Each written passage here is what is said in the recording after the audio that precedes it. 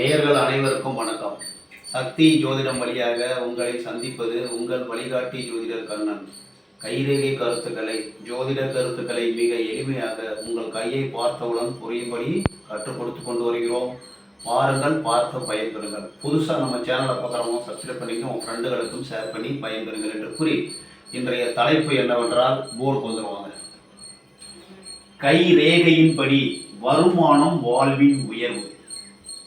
கைரேகையின்படி வருமானம் வாழ்வின் உயர்வு, இதான் தலைப்பு. இன்னைக்கு நம்ம ஜாதகத்திலையும் கைரேகையிலும், இப்போ கைரேகையில் ஒரு கிரகம் உங்களுக்கு பலமாக இருக்கிறது, அந்த கிரகத்தின் மூலமாக உங்களுக்கு வருமானம் வருகிறது என்றால் ஜாதகத்திலையும் அந்த கிரகம் பலமாக இருக்கும், அதன் மூலமாக வருமானம் வரும்.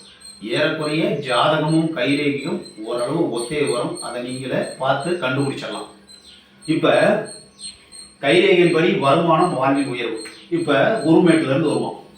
இப்போ குருவின் மூலமாக உங்கள் கையில் உங்களுடைய ஜாதகத்தில் குரு பகவான் பலமாக இருக்கார், ஆட்சியாவோ உச்சமாவோ மூலத்திரிகோணமாவோ இருந்து நல்லது செய்ய போகிறார், நல்ல தசை புத்தி வரப்போகுது, உங்களுக்கு குருவின் மூலமாக செல்வம் வரப்போகுது அப்படின்னா இங்கே கையில் காண்பிக்கும்.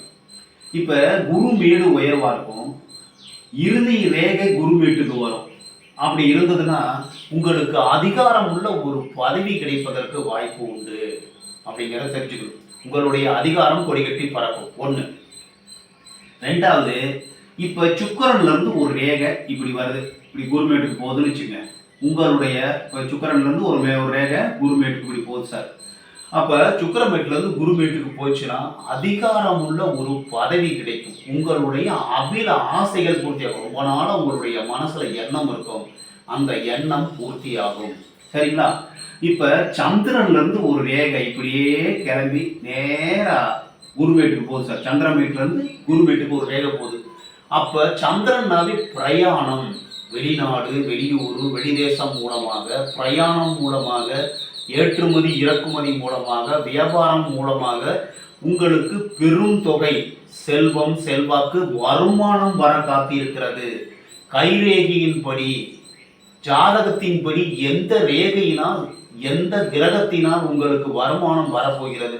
குருமேட்டில் வருமானம் வரப்போகுது, பிஸ்னஸ் மூலமாக வருமானம் வரணும்னா சந்திரமேட்டிலேருந்து குருமேட்டுக்கு ஒரு ரேகை போச்சுன்னா உங்களுக்கு பிஸ்னஸ் மூலமாக நல்ல வருமானம் வரும். வெளிநாடு இம்போர்ட்டு எக்ஸ்போர்ட், அதாவது வெளிநாட்டுக்கு ஏற்றுமதி பண்ணுறாங்கல்ல, அந்த மூலமாக வருமானம் வரணும்னா சந்திரமேடு பிரயாணத்துலேருந்து குருமேட்டுக்கு ஒரு ரேகை போகும் சார்.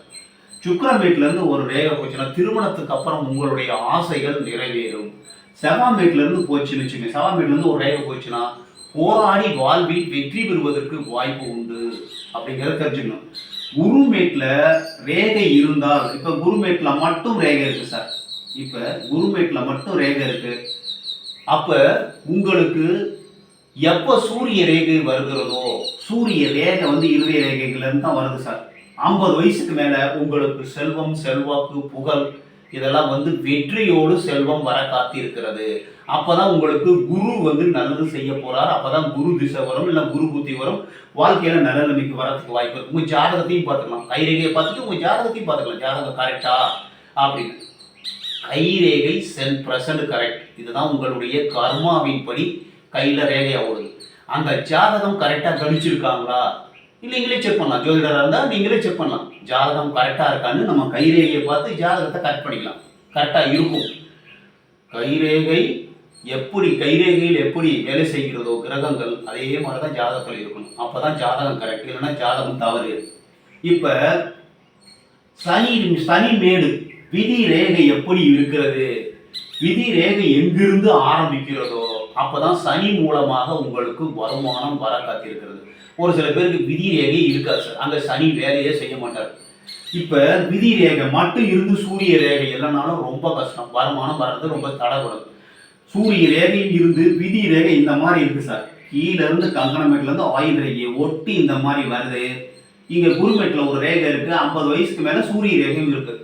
அப்போ பிஸ்னஸ் பண்ணி வாழ்க்கையில், அதாவது ஒரு ஃபேக்ட்ரி மூலமாகவோ இல்லை ஏதாவது ஒரு பிஸ்னஸ் பண்ணி, பிஸ்னஸ்னால் வண்டி வாகனத்து மூலமாக இருக்கலாம், இல்லை ஒரு கடை, ஒரு பெரிய மாலு, அந்த மாதிரி கடை மூலமாக வருமானம், நகை கடை, துணி கடை, இந்த மூலமாக வருமானம் வரலாம்.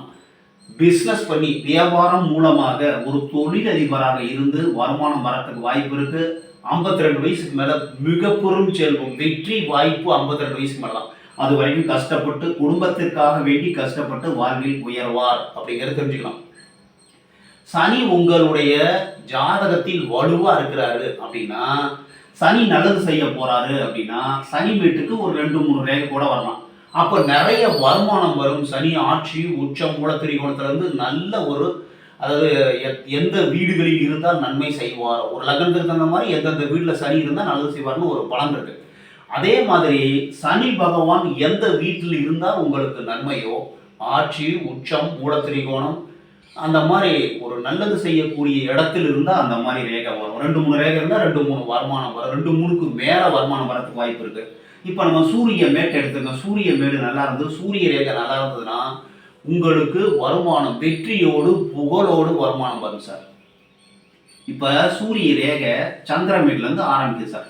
சந்திரமேட்லேருந்து சூரிய ரேகை ஆரம்பிச்சதுன்னா மக்களால் உங்களுக்கு செல்வாக்கு, மக்கள் மூலமாக செல்வாக்கு, செல்வம், வெற்றி, புகழ் எல்லாம் கிடைக்கும்.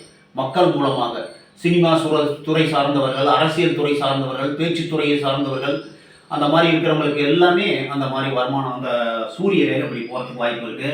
அதே மாதிரி சூரிய ரேகை இந்த சுக்கிரமேட்டிலிருந்து வருது சார். உங்களுக்கு வாழ்க்கை துணை வந்த பிறகு, வாழ்க்கை துணை மூலமாக ஆணா இருந்தால் பெண், அதாவது ஆணா இருந்தால் திருமணம் ஆன பிறகு மனைவி மூலமா வரதட்சணை மூலமா மிக பெரும் செல்வம் காத்திருக்கிறது. அது மூலமா வெற்றி, புகழ், செல்வம், செல்வாக்கு எல்லாம் வரத்துக்கு வாய்ப்பு இருக்கு. அதே மாதிரி இப்போ புதன் மேட்டு எடுத்துக்குவோம். புதன் மேட்டுக்கு ஒரு ரேகை இருக்கு சார், இல்ல 2-3 ரேகை இருக்கு சார். அப்ப இந்த புதன் மேட்டுக்கு எங்கிருந்து ரேகை வந்தாலும் சிறப்பு, ஒரு சில நேரங்களில் தவறாக முடியும். இப்படி 2-3 ரேகை இருக்கு, புதன் மேடு நல்லா இருக்கு சார். அப்ப வைத்தியம் மருத்துவத்துறையில் சாதனையாளராக இருப்பதற்கு வாய்ப்பு உண்டு. மருத்துவம் இல்லைன்னா வைத்தியத்துறை, எந்த துறையில எந்த A to Z எந்த வழியில இருந்தாலும் வரத்து வாய்ப்பு இருக்கு. நீங்களோ உங்கள் மனைவியோ அல்லது உங்களுடைய குழந்தைகளோ யாரோ உங்கள் குடும்பத்தில் மருத்துவம் வைத்தியத்துறையில் சிறந்து விளங்குவதற்கு வாய்ப்பு உண்டு. அப்படியே இல்லை சார், உங்களுக்கு பேச்சுத்துறை மூலமாக, பேச்சாற்றல் மூலமாக, மேடை பேச்சு, லாயர், நீதிபதி, இந்த மாதிரி உயரிய பதவி, அதன் மூலமாக பொருள் சம்பாதிக்க புத பகவான் நல்லா இருப்பார். உங்க ஜாதகத்துல பாருங்க, புதன் ஆட்சியோ உச்சமோ இருப்பாரு, நல்லது செய்ய காத்திருக்கிறார். செவ்வாயிலிருந்து உங்களுக்கு வருமானம் வரணும். செவ்வாய் மேட்ல ரேகை இருக்கும் சார். இந்த செவ்வாய் மேட்ல ரேகை இருக்கும். இப்படி மேல் நோக்குனா ரேகை இருக்கும். இப்படி செவ்வாய், இது கீழ் செவ்வாய், இது மேல் செவ்வாய், இது மத்திய செவ்வாய் சமவெளின்னு சொல்லுவோம். இந்த ரேகை செவ்வாய் நல்லது செய்யற மாதிரி இருக்கு, செவ்வாய் மேடு நல்லா இருந்தாவே நிலவளம் சொத்து பத்து இருக்கு அப்படின்னு அர்த்தம். செவ்வாய் மேடு 2 செவ்வாயும் உப்பலா இருந்தாவே செவ்வாய் நிலவளம் சொத்து பத்து இருக்கு, சகோதரர்களும் ஒற்றுமை உங்களுக்கு இருக்கும், சகோதரர் மூலம் வருமானம் வரும். இந்த செவ்வாய் மேட்ல மேல் நோக்குன ஒரு ரேகை இருந்தா வீரம், வீரியம், சண்டை போட்டு வாழ்வில் வெற்றி அடைவதற்கு வாய்ப்புண்டு. இன்னும் சொல்ல போனா இராணுவத்துறை, தீயணைப்பு, இந்த மாதிரி துறையில் சேவை செய்து சேவை மூலமாக மிகப்பெரிய பதவி, அதன் மூலமா சம்பளம் வரத்துக்கு வாய்ப்பு இருக்கு. இதுல ஒரு முக்கோணம் இருந்ததுன்னா மிலிட்ரியில பெரிய ஒரு இராணுவ தளபதியாகவோ இல்ல மக்களை வழிநடத்தக்கூடிய ஒரு மிக பெரும் படைத்தலைவராகவோ இருப்பதற்கு வாய்ப்பு உண்டு. சந்திரன்ல இருந்து உங்களுக்கு ரேகை போகுது, சந்திரன் மேடுதான் நல்லா இருக்கு வச்சுங்க, உங்களுக்கு பிரயாணம் மூலமாக வாழ்வில் வெற்றி. இந்த சந்திரன் மேட்ல இருந்து ஒரு ரேகை எந்த மேட்டுக்கு போனாலும் சிறப்பு.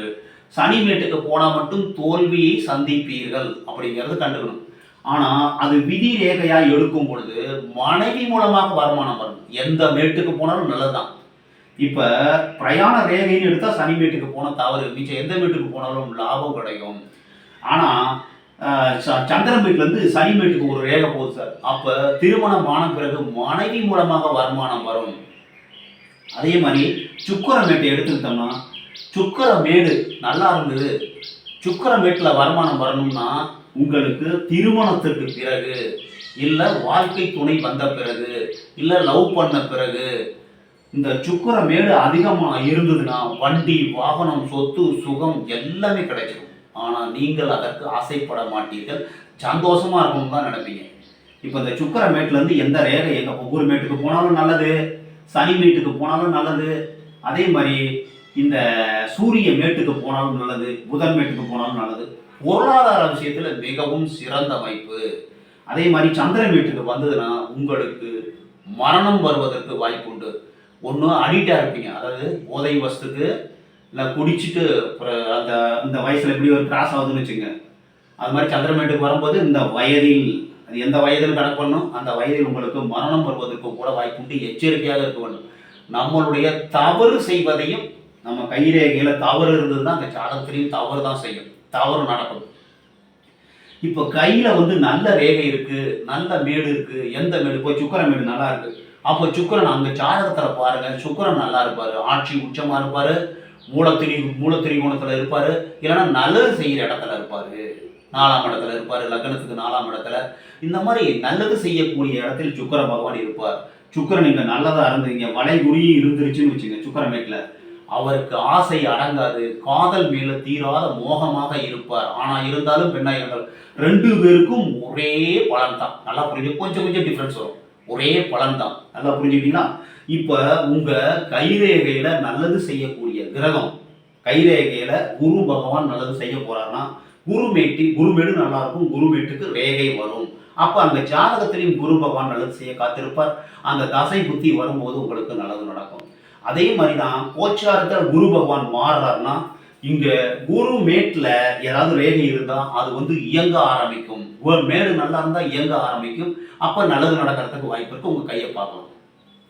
ஒரு சில நேரங்களில், அதாவது இதே மாதிரி தான் கணக்கு பண்ணும், குருமேடு சனி பயிற்சி வந்துன்னா, சனி மேட்டுக்கு ரேகை வருதுன்னா அது வந்து இயங்கும் அப்படிங்கிறது. அதே மாதிரி சூரிய பயிற்சி ஒரு மாதத்துக்கு ஒரு தடவை சூரிய பகவான் ஒரு கட்டத்திலேருந்து இன்னொரு கட்டத்துக்கு போகிறாரு. அப்போ அந்த சூரிய ரேகை இயங்கும். புதன் அதே மாதிரி ஒவ்வொரு மேட்டையும் நம்ம பார்க்கணும். ஒவ்வொரு கிரகமும் மாறும் பொழுது அந்த ரேகைகள் இருந்தால் ஏதாவது அதிர்ஷ்ட குறி இருக்குது சார். இப்போ குரு மேட்டில் ஒரு முக்கோணம் இருக்குது சார். இப்போ குரு வந்து இப்போ வந்து மிதுனத்துக்கு போகிறார், ரிஷபத்திலிருந்து மிதுனத்துக்கு போகிறார்.